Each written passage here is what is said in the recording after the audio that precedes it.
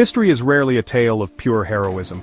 More often it's a story of impossible decisions, where the line between right and wrong blurs in the fog of war. The legends we remember are not always tales of glory. They are sometimes stories of sacrifice, desperation, and the unthinkable. Sometimes victory is bought with horrifying choices. The cost is not just measured in lives lost, but in the weight those choices leave behind, echoing through generations. Imagine a general, forced to sacrifice his own men, not in glorious battle but as bait to lure the enemy into a trap. These soldiers, loyal and brave, became pawns in a deadly game, their fate sealed not by the enemy's sword, but by the cold logic of strategy. This was no accident. It was a calculated plan, a cold-blooded move in one of history's most pivotal naval battles. Every detail was considered, every risk weighed, and every life counted as a piece on the board. An army drowned its own soldiers to create the illusion of defeat, all to set up a devastating deception. The river became a stage for tragedy, as men perished not for lack of courage, but because their deaths would serve a greater plan.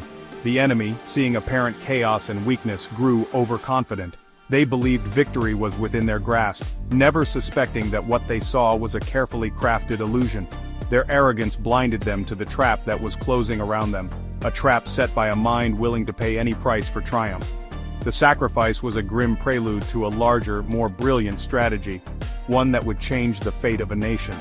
The river, once a symbol of life and commerce, became a silent witness to betrayal and cunning. What kind of leader orders such a thing? A leader who understands that sometimes the only way to save the many is to sacrifice the few. A leader haunted by the knowledge that every command carries a terrible price. What kind of soldiers obey? Soldiers bound by duty, loyalty, and the hope that their suffering will not be in vain. Men who trust their leader even as they march toward their own doom. Desperation and the threat of annihilation can twist the rules of war. In moments like these, the boundaries of honor and morality are stretched to their limits and survival becomes the only law. This act was the first domino in a chain of events that led to one of the greatest upsets in military history. One sacrifice set off a cascade, reshaping the destiny of empires and the lives of millions. To understand why, we need to look at the men, the power they sought, and the fractured world they fought to control. Ambition, rivalry, and the hunger for unity drove them to extremes. Each decision, each sacrifice was a move in a larger game, a game where the stakes were nothing less than the future of a civilization. This wasn't just a battle, it was the violent birth of a new era. The river ran red and the world would never be the same. And it all began with a terrible, calculated sacrifice on the waters of a mighty river. The echoes of that day still ripple through history, a reminder of the darkness that sometimes lies behind victory. Sometimes the cost of victory is almost too high to imagine. The survivors carry the scars, and the world moves forward, forever changed by the choices made in desperate times. But in the end, it's these dark choices that shape the world. History remembers the victors, but it is shaped by the sacrifices, both seen and unseen, that made victory possible. To truly understand the epic battle that was about to unfold, we must first look back at the men who shaped its destiny, and the world they inhabited. These were not just warriors, but visionaries and rivals, each driven by ambition, loyalty, and the dream of uniting a fractured land. The mighty Han Dynasty, once the heart of Chinese civilization, was collapsing under the weight of corruption, rebellion, and endless intrigue. As the empire splintered, powerful warlords rose from the chaos, carving up its remains and seizing control of vast territories. Among them was Cao Cao, a brilliant and ruthless strategist who commanded the north with an iron will, his ambition stretching far beyond his borders. With a formidable army at his back, Cao Cao set his sights on conquering all of China, determined to bring the land under his rule. Standing in his way was Sun Quan, the young and shrewd ruler of the southeast, who inherited his father's legacy and the hopes of his people. Alongside him was Liu Bei, a landless idealist with royal blood, whose unwavering sense of justice and loyal followers made him a symbol of hope for the oppressed. Outnumbered and desperate, Sun Quan and Liu Bei set aside their differences, forging a fragile alliance in the face of overwhelming odds.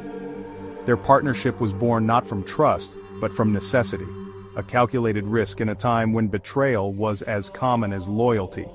At the heart of their resistance were two brilliant minds, Zhou Yu, Sun Quan's charismatic and daring commander, and Zhuge Liang, Liu Bei's legendary strategist, whose wisdom and cunning would become the stuff of legend.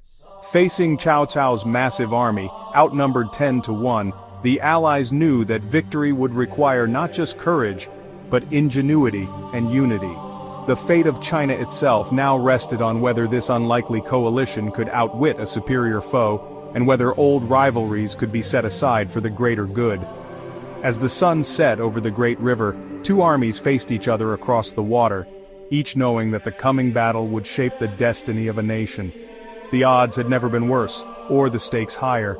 The stage was set for a confrontation that would echo through history, forever remembered as the clash of warlords in a fractured empire. The battle unfolded on the mighty Yangtze River, a waterway that has shaped the destiny of China for thousands of years. Stretching over 6,300 kilometers, the Yangtze is not just a river, it is a living artery, pulsing with history, culture, and the hopes of millions who have depended on its waters. For the people of southern China, the Yangtze has always been the lifeblood of their land, nourishing rice paddies, supporting bustling trade, and connecting distant communities. Its currents have witnessed countless stories of struggle and triumph. The Red Cliffs, towering above the river, marked the frontier between Cao Cao's powerful northern armies and the determined southern forces of Sun Quan. Here, the fate of empires would be decided. Cao Cao's troops, renowned for their skill on land, found themselves out of their element. The river's vastness and the humid, unpredictable climate were foreign to them, breeding uncertainty and fear. In contrast, Sun Quan's men were at home on the water. Generations of experience had made them expert sailors, able to read the river's moods and navigate its hidden dangers with ease. For Cao Cao's army, naval warfare was a new and daunting challenge. Many soldiers, unaccustomed to the rolling decks and damp air, fell ill. Disease and seasickness swept through the ranks, sapping morale and strength. To overcome these obstacles, Cao Cao ordered the construction of a massive fleet. He chained captured ships together, hoping to create floating fortresses that would steady his troops and provide a platform for attack. But the Yangtze was more than just a battlefield. It was a force of nature, unpredictable and dangerous. Its swirling currents and hidden shoals could turn the tide of battle in an instant. The Southern Allies, familiar with every bend and eddy, used their knowledge to their advantage. They understood the river's secrets, where the currents ran swift, where the fog gathered thickest, and when the winds would shift. As winter set in, fierce winds whipped across the water, making navigation treacherous. The river's unpredictability became a powerful ally for the defenders, hampering the invaders at every turn. Across the broad expanse of water, the two fleets faced each other, locked in a tense and silent standoff. Every man knew that the river itself would play a decisive role in the coming conflict. The environment became more than just a backdrop. It was a living, unpredictable force, shaping the strategies and fates of both armies. In the end, the Yangtze would decide who would survive and who would be consumed by fire and water. The river's judgment would be final. Victory would belong not to the strongest, but to those who truly understood the river's power and could harness it in the heat of battle. The Battle of Red Cliffs was a turning point in Chinese history. Had Cao Cao won, he would have unified China under his rule. But his defeat shattered that dream and forced him to retreat north, never to threaten the south again. The victory allowed Sun Quan and Liu Bei to build their own kingdoms, dividing China into three rival states, Wei, Shu, and Wu. This tripartite division defined the next 60 years, an era of war and legendary heroes. The battle's outcome set the stage for the iconic Three Kingdoms period, immortalized in literature and legend. Red Cliffs was not just a battle, it was the birth of an era. The fate of a nation was decided on the river. Cao Cao's confidence was his undoing. He saw the Allied force as a minor obstacle, relying on sheer numbers to win, but his real enemy was the river and his own arrogance. To steady his seasick troops, he chained his ships together, creating a massive stable platform. It seemed clever, but it turned his fleet into a single, immobile target. The ships, packed tightly, became a floating tinderbox. One spark could destroy everything. Zhou Yu and Zhuge Liang saw the flaw immediately. They didn't need to fight ship by ship, they just needed to set one on fire. Cao Cao's solution to seasickness became his greatest vulnerability. The stage was set for a fiery disaster. The Allies prepared to turn his strength into his downfall. The river would soon be ablaze. The Allies' only hope was deception. Zhou Yu and Zhuge Liang staged a public argument with their general, Huang Gai, who was flogged and humiliated. Spies carried news of the rift to Cao Cao. Huang Gai then sent a secret letter, offering to defect with his squadron. Cao Cao, blinded by arrogance, believed the story. Huang Gai's ships, loaded with oil and kindling, were firebombs disguised as surrender. The plan was a Trojan horse on water. Everything depended on Cao Cao's willingness to trust a lie. The trap was ready, all that remained was the right moment.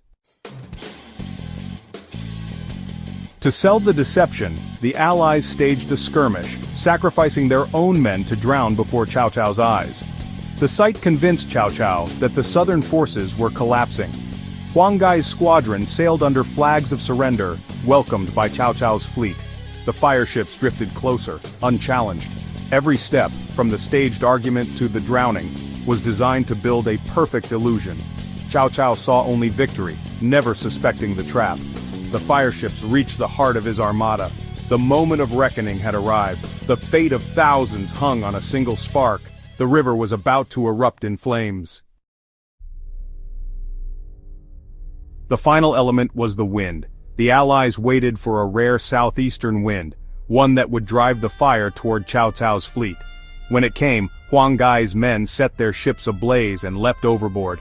The fireships, pushed by the wind, crashed into the chained armada. Flames leapt from ship to ship, unstoppable. Trapped by their own chains, Cao Cao's soldiers burned or drowned in the chaos. The river became a sea of fire and death. Zhou Yu's fleet attacked the survivors, while Allied forces struck Cao Cao's camps on shore. The northern army was annihilated in a single night. Cao Cao barely escaped with his life, his dream in ruins. The greatest force in China was destroyed by cunning, sacrifice, and the power of the river. The legend of Red Cliffs was born in fire. The world would never be the same. The aftermath was total devastation for Cao Cao. His ambitions were reduced to ashes, and he never threatened the south again. Zhou Yu and Zhuge Liang became legends, their strategies studied for centuries. Red Cliffs became a cornerstone of military philosophy, how the weak can defeat the strong through cunning and environment. The story is a timeless lesson in humility, ingenuity, and the cost of victory. It's more than history, it's a cultural epic, retold for generations. If you want to uncover more forgotten moments that shaped our world, subscribe and join us on this journey. There's always more to learn.